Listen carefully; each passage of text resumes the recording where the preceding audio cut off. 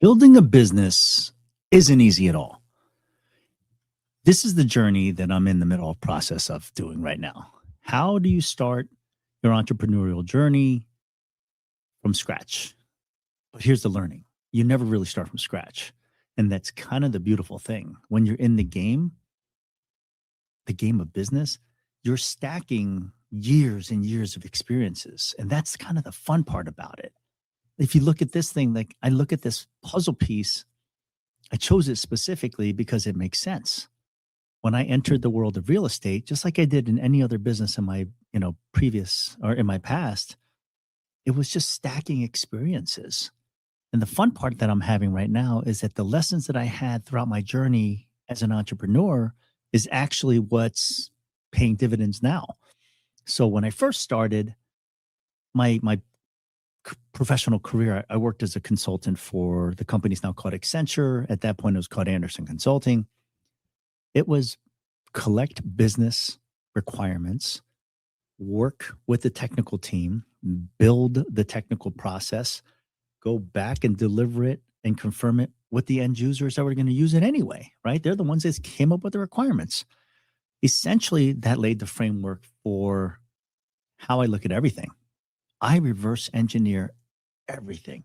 Start with the end in mind, go all the way back to the beginning, build your blocks, and then all of a sudden you should end up where you wanted to end up. That's kind of worked its way through everything that I've ever done. 15 years later, I left. I bought my own company. It was a distribution company. Didn't know anything about logistics.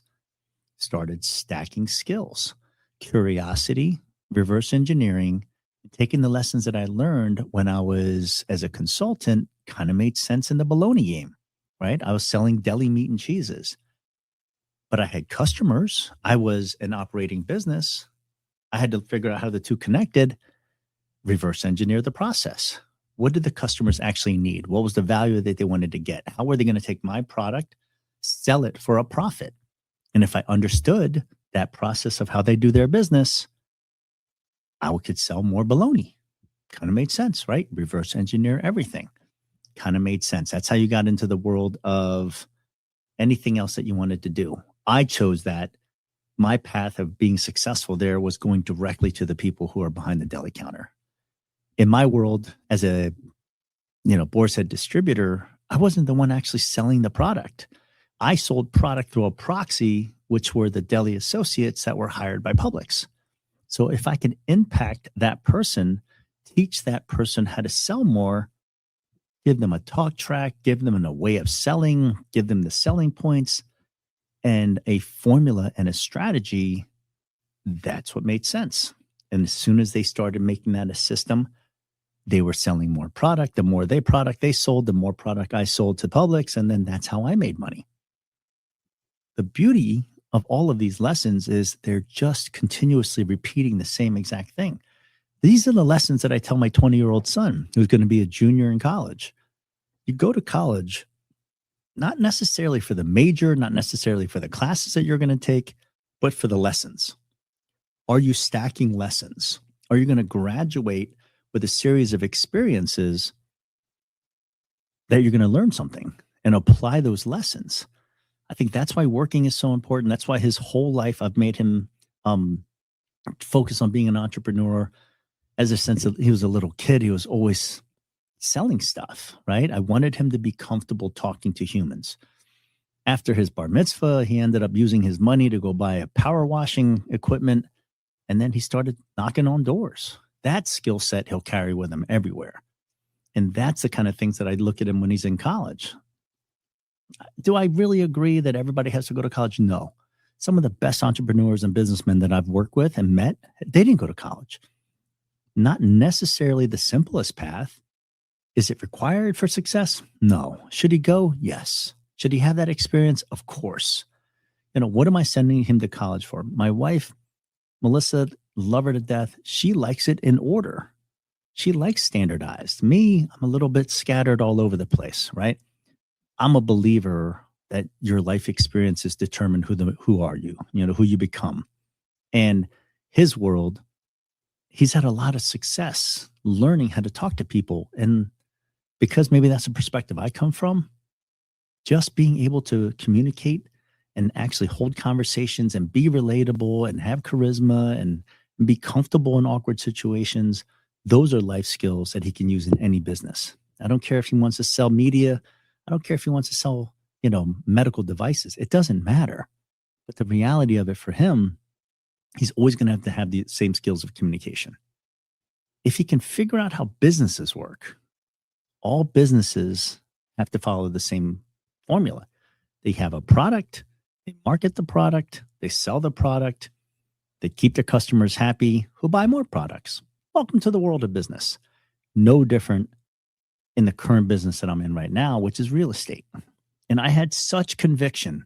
So many of you already know this, and I'll tell it again, but I sold my distribution company, and it was right in the middle of COVID.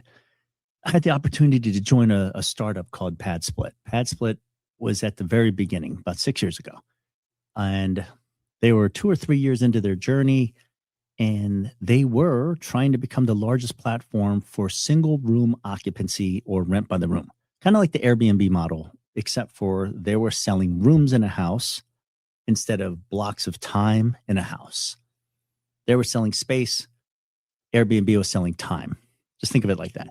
So they're more closely synonymous with Uber than they were with Airbnb, but they were just in the real estate game. So the business of it is we rent rooms in a house. So if a 4-bedroom, 3-bathroom house, if you did it long term, you'd have one renter for the year. In SRO or single room occupancy, rent by the room, you'd have 7 individual renters in a house because you convert the living room, the dining room, maybe a basement. So you have 7 residents in one home. So $800 a pop, 7 of them, $5,600. Beats $1,800 for the same house. So the math worked in my mind. The strategy worked in my mind. So I go and join PadSplit, and then it's at the very beginning. It's like having the time machine and going back to the very beginning of Airbnb and be like, whoa, these are the early adopters. How are they doing this business? How did they take this idea and then put execution to it? So this entire business was evolving, and I was right at the forefront of it. It was super exciting. It was also frustrating. So when I watched people, and usually this kind of happens in every new business, the new ones come in, the very beginning, the person who had the idea had a really, really strong idea around something good. And then others came in and they followed and they bastardized it and they did it for greed. So this evolution of people that came in generation 1, I'm not saying they were greedy per se, but it's kind of the spreadsheet math. If 5 bedrooms are good, 9 bedrooms are amazing because $800 a pop, $700 a pop. Just keep adding bedrooms. So the rooms get smaller and smaller, and people are putting more and more rooms in a house.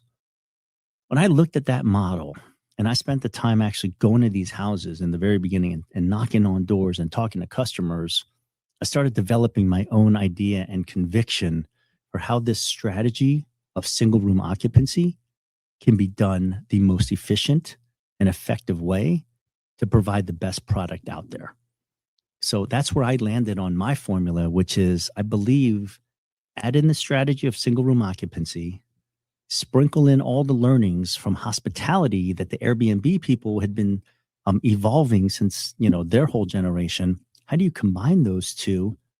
Take all of my history and background working with customers, working in hospitality, working with restaurants, incorporate those learnings.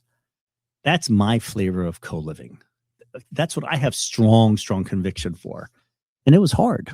So 2 years into it, I decided to buy my first property. Okay, if I believe this thing, let's go test it. And then I put it on the platform where I was working, which was PadSplit. Here's where things got a little bit sketchy. The platform was selling the idea. Take a 4-bedroom, 3-bathroom house, convert the living room, convert the dining room, convert the basement, make it a 7-bedroom, 3-bathroom house. Kind of made sense, right? If you looked at it that way. Well, somebody wrote that down, right? Nobody actually taught people, how do you manage the human beings that were living in the house? So as a 2-sided marketplace, PadSplit had to go market to the members or customers, hey, do you want to rent by the room? It's cheaper. And then they had to go market to the investors, do you want more returns on the same single family rental? And then in the middle was this operating business that developed. And nobody really mastered that. And that was kind of the opportunity where I thought it was super amazing. Every operator had their own twist and bent on it. So I had this crazy, amazing opportunity to sit as a general manager, talk to hundreds of customers. What do you need? What do you like? What are you looking for? What do you hate? And then I had the opportunity to talk to investors. Hey, what do you like about the platform? Tell me actually how you're bastardizing the technology. What do you really need? What's missing? What would you love? And then how are you operating your business to actually collect revenue? Because as an entrepreneur, here's what I've always learned. Ideas are great. Execution is everything. So any business that you've ever worked in, think about that. The ideas are always great, right? Who developed a business off a bad idea? Besides chia pets, beyond that. But if you think about it, that simple idea to execution, that's where the success matters. And every single entrepreneur that I've ever talked to, they talk about that all the time. It ain't the idea, it's the execution. So if you have a marketplace, just like anything else, like look at the Amazon guys that did that, right? FBA or whatever they were doing. The best operators, the best marketers, they always won. The worst operators, the worst marketers, they always lost. So in any industry, including real estate, especially a hospitality-based one, the best operators will always surface to the top when the getting gets hard, okay? And that's what I'm seeing now. As more supply comes into all these markets and more rooms are available, because today, 2026, August, it is not easy right now to buy real estate. As a real estate investor, Airbnb is dying because people are talking about saturation. Not the great operators. They're still growing. They're still building portfolios. They're still adding on, more houses to but they're buying in the right spot. They're supplying an experience. They're providing something that customers want to buy. If you were a bad operator, if you were buying in the wrong locations, you're not going to make money. You're not going to succeed. Is anybody has ever watched F1? I got into Formula One when my daughter and I started watching this thing. All the cars, all the budgets, everything's the same. Why is the top three, Mercedes, Red Bull, McLaren, Ferrari, why are they always the best? Why are the ones that stink always at the bottom? Because it's the operator. It's the person. And this is great. I saw one episode where it struck me because I just think about these things. To be middle of the pack, from 12 to 5, they're all roughly the same. But the gap between 5 and 4, 3, 2, and 1, that gap is huge.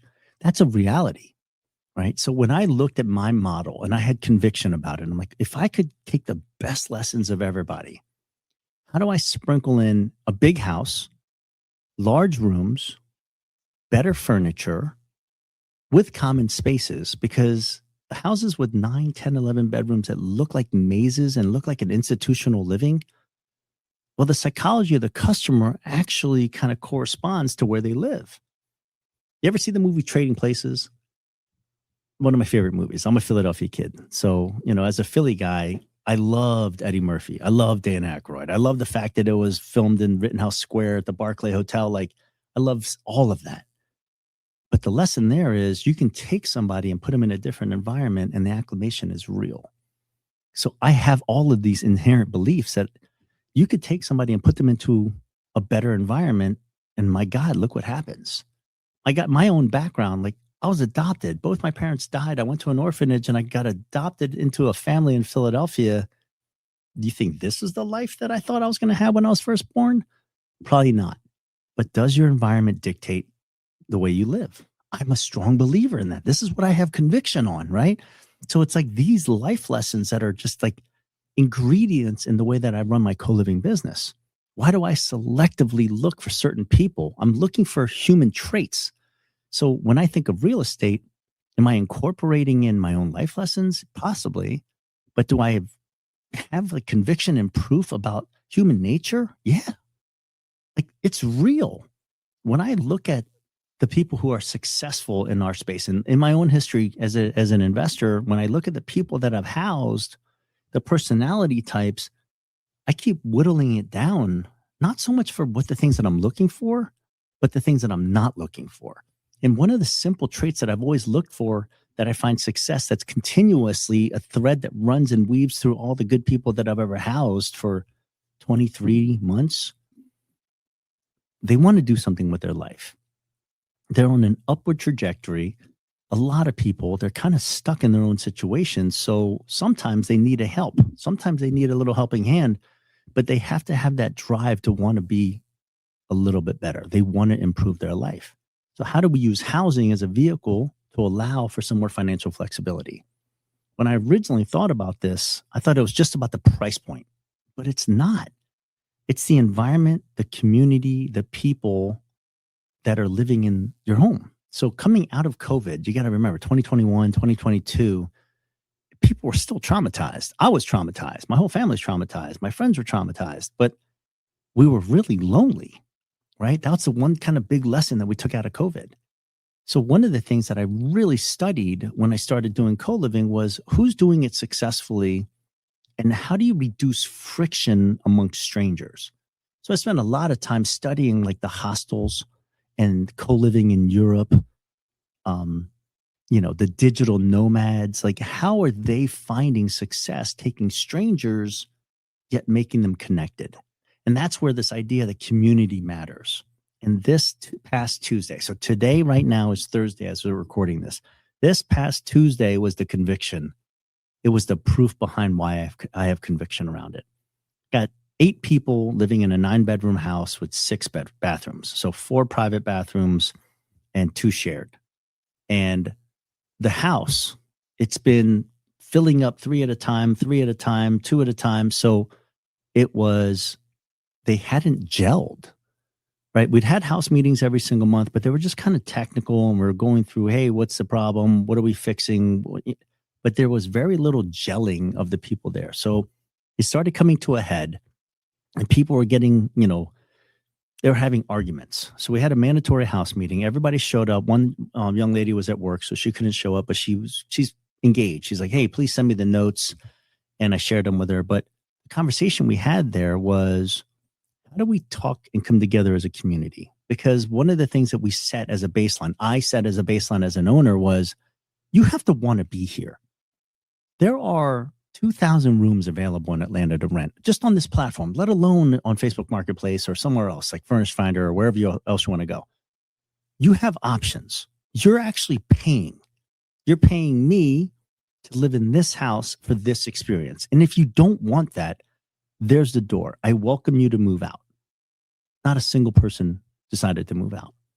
So people wanted, or they chose, or they didn't say anything, I guess, but they didn't contradict it. They want to be part of a community. They want to be something that's better. So this idea that we're selling and we're providing and this value that I want to provide to our customers, here's a community of people that have actively decided to live in this situation. Do they save money? Sometimes, and this is one of the lessons I learned from one of my customers. You may be at a certain price point having a hard time saving money. At $279 a week, that's a real rent payment, right? You have to want to be there. So maybe it's the natural progression into your own apartment. We can get to that in a second. But in this house meeting, everybody's sitting around the kitchen table and we're just kind of reiterating the house rules. This is the expectation.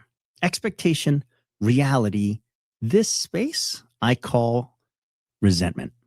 So if we can compress expectations and reality, there's not a lot of resentment there. So I took that philosophy into this meeting and said, this is the expectation that all of you have agreed to. Every single one of you went through a background screening, a verbal interview with me, and a conversation. We set the expectations. We're not currently meeting those. So we're going to reset expectations with everybody here. People are going to commit to the fact that this is what we're talking about. In all co-living properties, I don't care if you're in Beverly Hills or if you're in Jacksonville, Florida. Let me tell you what you're going to have a problem with: dirty dishes.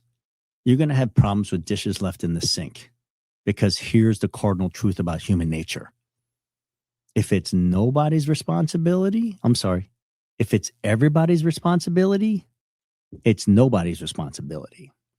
The biggest obstacle that an operator has to deal with in a co-living property is accountability.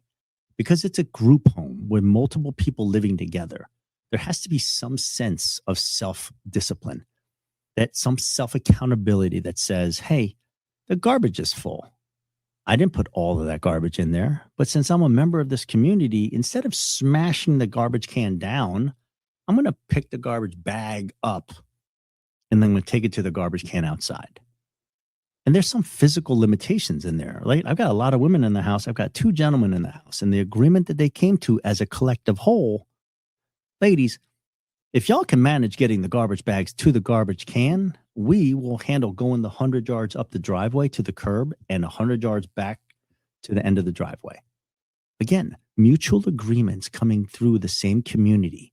So when the community got together and actually set these expectations, it was a beautiful thing, because this is what I have so much conviction about.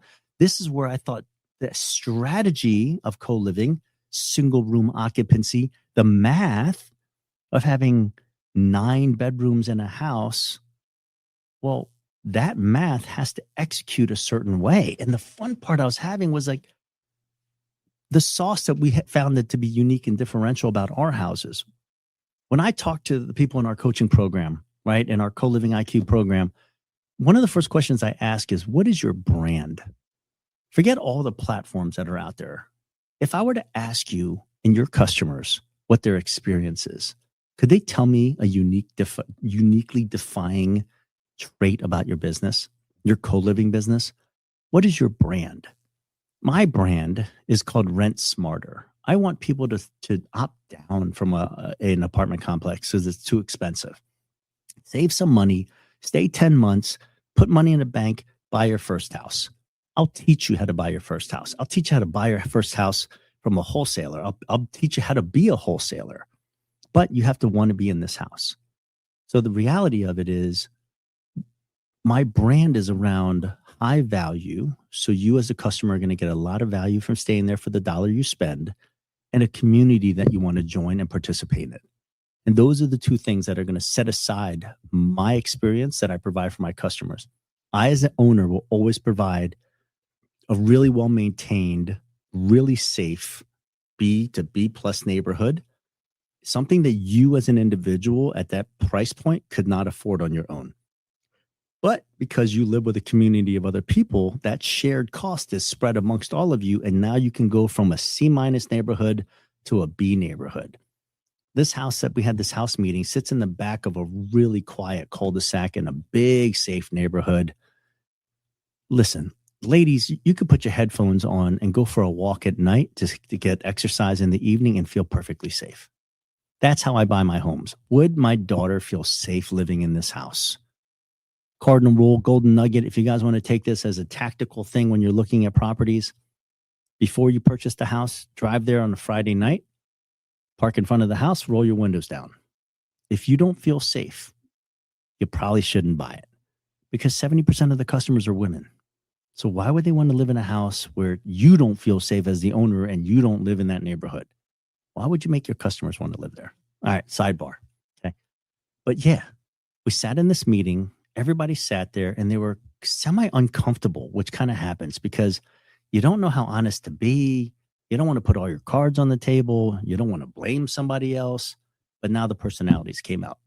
And then the reality of it was, everybody who was there who committed to the same thing, they can hold each other accountable. And if you don't want to be held accountable, now, because we set the level bar, they can send me notes, they can complain, or they can give me updates. Hey, this person's not living up to it. Me as the owner, I will protect the 7 other streams of income from the one person who doesn't. So if you don't want to be a part of this community, now that we've set the expectation, I can hold you accountable to that. So that's the bar. That's what the expectation was, that the community members will live up to the expectation. If they don't want to do that, then I will ask them to leave with a notice to vacate.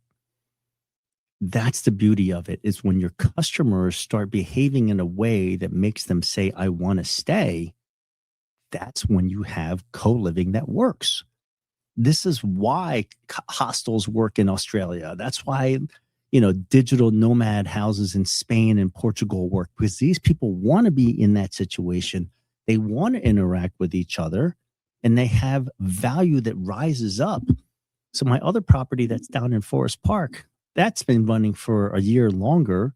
That community's already been set. One or two people come in, but the core base of the people that are there, they can comfortably say, hey, this is how we run things in this house. And because the new people coming inbound, they went through the same vetting. They raised their hand and said, yeah, I understand. I want to be part of the community. When we have house meetings with them, they just kind of get into the groove and everybody stays in line. Me as an operator, because I've spent the time on the front side building up this community, I have so much less problems on the backside between member to member friction. In co-living, that's the number one problem you're going to have. It's not the house, unless you're on a septic. Don't buy houses on septic. That's an engineering thing. But like co-living and management, it's a people business. How do you manage people relations? That's when human psychology becomes so important. That's when you have to understand your customer base. Like, put yourself into the shoes of your customer base. If not, then partner with somebody who's going to manage the people that are there, who has some empathy for that. I have a financial partner that I work with. He's my partner in my company. He has very little empathy for that because he just doesn't come from that background. He was a college professor for decades. He was a tenured professor. When you're a tenured professor, like, you speak, they listen, they respond, and they turn in work, and you get to judge it. Not the position that I grew up in as a professional. I was always a servant's heart. I was always working in a place where I had customers that I had to attend to. Even though I was running my business, it was, to serve the customers that I served. So that's why we make a really good team. He runs the back end financials. I get to be customer facing. So this is the learning about my journey through co-living, was you set expectations and you hold people accountable for them. It's the ambiguity that kills people. If people don't know where to put the garbage can on the curb, the neighbors complain. Just tell people. If they don't know where to park, just tell people. If you set the standard from the very jump and it's not like obnoxious, people will live up to it. But if you think just posting signs on the house like it's an institution is going to help you run a better property, it's not. Because it's actually degrading to the people who are there. They don't want to live in an institution. Like, I remember visiting some of these houses when I was first starting out. I'm like, the hell's with all the signs? And there was one guy was like, yeah, it just makes me feel like I'm in an institution. I don't want to be in an institution. I just want to call this place home. And that's the difference, is the members that we have and the customers we have, we treat them like customers and we tell them, I want you to feel like home. That's why we have such a high percentage of referrals. The referrals actually reduce my customer acquisition costs because I don't have to pay the booking fees on the platform that I'm on. I immediately go to reducing the fee structure, so I am more profitable. When more people refer, they bring in their friends, they get along. There's less person-to-person friction. And the expectation set for the person coming inbound is very realistic because they heard it from their friend who's already living at the house. It sounds so crazy.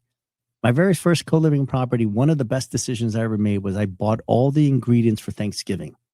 And I made a proposition during a house meeting in October, and I said, for Thanksgiving, I, as the owner, will provide and buy the shopping list that you send to me so that you guys who are living here can have a Thanksgiving Day dinner. They all invited one friend of theirs. 3 of those people ended up moving into the house over the course of the next 4 months because they were comfortable with the people. They liked the community. That helped run my business. For me, those groceries were essentially a marketing cost for me. So that becomes a consistent thing that I do in every single one of my houses. Is for Christmas and for Thanksgiving, I buy the ingredients. Because it's marketing. I want people to know, because I'm going to go ahead and expand my portfolio. So I need more tenants. My friends on Instagram aren't living in my houses, but my tenants and my customers, their network are. So when they see about it, when they see postings like, where do you live? What are you doing there? How come you have a Christmas tree in a co-living house? last year, Christmas, the December meeting, one of the customers that I had, she's been there for like 15 months, and she was like, I've never had a Christmas tree. Never knew that. That's blew my mind. So this young lady, I was like, hey, we're going to order one right there. And got on Amazon. We ordered a Christmas tree with lights, the whole bang, stand. We had a Christmas tree delivered to the house. Everybody did a Secret Santa, including me. So everybody picked a name out of a hat, and we traded gifts. Just find ways to build community. And again, you don't have to do it my way. This is just my own business and my conviction for it. And my intention was, when I got into the business of owning my own house, I wanted to use it as an example. I wanted to be able to set the example, say, this is the goalposts. And I wanted to stretch the goalposts as far as possible just to see what people could do as options.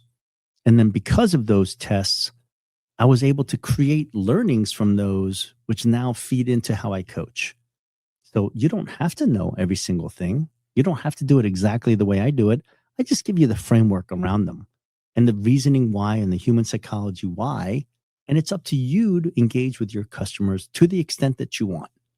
The people that own and operate these businesses find much longer and much better returns because they're actually dealing with their customers as customers, not just paying tenants. That's the lessons we learned for this week. Have a fantastic week. If you like any of this content, please subscribe and put any comments in the comments section. I read all of them. Thank you guys so much. I will see you next time.